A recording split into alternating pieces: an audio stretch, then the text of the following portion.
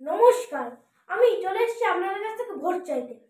আপনারা আগেরবারও আমাকে জিতিয়েছিলেন, এবারও জিতাতে হবে। কিন্তু আমি আগেরবার আপনাদের সব প্রতিশ্রুতি মেনেছিলাম। আমি আগেরবার বলেছিলাম যে আমি অভাব রাখবো না। দেখুন, আজ আমার কোনো অভাব নেই। আপনারা আগেরবার আমাকে বলেছিলেন যে আপনাদের এলাকায় জমি জায়গার খুব সমস্যা হচ্ছে, বাইরের লোকেরা এসে আপনাদের জমি জায়গা দখল করে নিচ্ছে। তাই সেই সমস্যা মেটানোর জন্য আমি নিজেই আপনাদের সব জমি জায়গা দখল করে নিয়েছি, যাতে অন্য লোকেরা আপনার জমি জায়গা দখল করতে না পারে। একদিন আপনারা আমার কাছে এসে রেগে বলেছিলেন যে আপনাদের এখানকার প্রাইমারি স্কুলে মদের ঠেক বসছে, সেই মদের ঠেক বন্ধ করতেই হবে। তা আমি তখনই ভেবে নিয়েছিলাম আমি বন্ধ করেই ছাড়বো। তখন আমি বন্ধ করেও দিয়েছি স্কুল। কিন্তু আপনারা তারপরে আমাকে এসে বললেন যে আপনাদের এলাকায় জলের খুব অভাব হচ্ছে।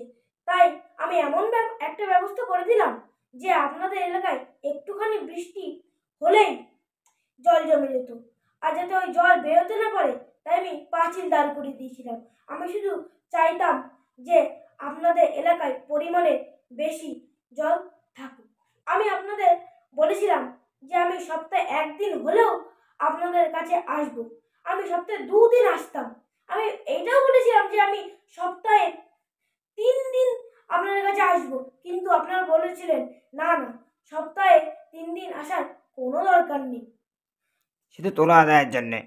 সে তোলা আদায়ের জন্য হোক বা যা হোক, আসতাম তো। কিন্তু আপনারা কি এই যে জানেন, আপনাদের এই এলাকা থেকে 16 জন মানুষ দেশি মদ খেয়ে মারা গেছে কিছুদিন আগে। তাই সরকার এই সিদ্ধান্ত নিয়েছিল যে সরকার 1 লক্ষ টাকা তাদের ক্ষতিপূরণের জন্য পাঠাবে। সরকার তো পাঠিয়েছিল। আপনারা পেয়েছেন? পাননি তো? কেননা আমি সেই 16 লক্ষ টাকা দিয়ে একটি বিদেশি মদের দোকান খুলেছি, যাতে লোকে দেশি মদ খেয়ে না মরে যায়। আপনি তো কিছুই কাজ করেননি। কে বলেছে আমি কোনো কাজ করিনি? কে বলেছে আপনাকে? সাহস থাকলে আমার বাড়ি গিয়ে দেখে আসুন, কন্টিনিউ পাইপলাইনের কাজ চলছে। আমি বলতে চাইছি গ্রামের জন্য কি কাজ করেছেন। কি কি বললেন? আমি গ্রামের জন্য কিছু করিনি? এরকম ইমেজ নষ্ট করতে চাই? এরকম কত বড় সহজ এরকম ইমেজ নষ্ট করতে চাই? এটা জানেন না আমি আমার ইমেজ কিভাবে ধরে রাখতে পারি? এখন একটা গরিব লোকের বাড়ি থেকে মাটিতে বসে খেয়ে নেবো, দূর রিপোর্টার থেকে, তখন বুঝবে যারা।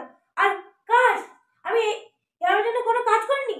এই গ্রামের কত কাজ করেছি জানেন আপনি? প্রত্যেকটা স্কুলে 5 জন করে সদস্য নিয়ে একটি কমিটি তৈরি করেছি, আর ওই একটি 4 পাস শিক্ষিত ছেলেকে এই কমিটির লিডার বানিয়েছি। 4 পাস আবার শিক্ষিত? কি আপনি আমাকে অশিক্ষিত প্রমাণ করতে চাইলেন? হ্যাঁ, এত বড় সহজ না? আপনি আমাকে অশিক্ষিত প্রমাণ করতে চাইলেন? আগেরবার আপনারা আমাকে বলেছিলেন যে আপনাদের এখানকে খুব চুরি হয়, তাই আমি সেই সমস্যা মেটানোর জন্য আপনাদের এখানকার সব চোরকে আমি আমার পার্টিতে ঢুকিয়েছিলাম। তো তারা এখন আর চুরি করে না, তারা এখন ডাকাতি করে। আমি এত কিছু করার পরেও লোকে আমাকে চোর বলে। হ্যাঁ, আমি এখানে দাঁড়িয়ে বলছি আমি চোর। আমি জনগণের মনকে চুরি করি। নমস্কার।